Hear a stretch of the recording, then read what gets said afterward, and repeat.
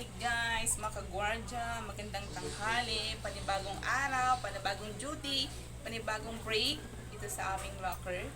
At ipakita mo yung ulam mo, Manggad. Ay, ubos na pala yung ulam mo eh.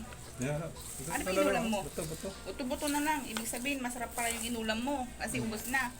Magulam tayo ng itlog, sunny side up na itlog.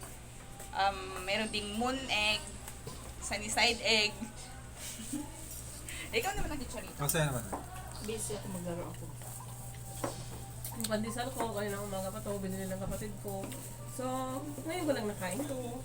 Ikaw naman ate, busy si ate sa paglalaro ng Candy Crush. Tapos na, pero steady pa rin yung kape niya, saka yung Hansel. Yeah. Mga kapatid, ito, Hansel.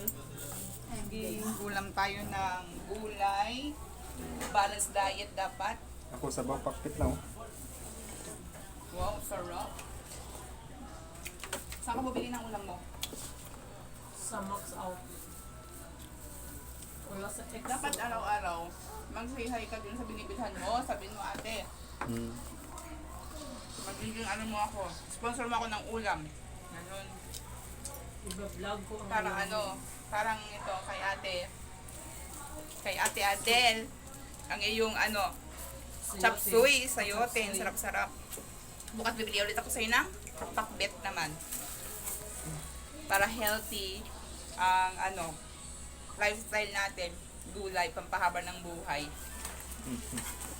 Mangga dapat kailangan nagugulay ka. Parang haba din yung buhay mo. Haba yung buhay mo. Hindi na nga rin.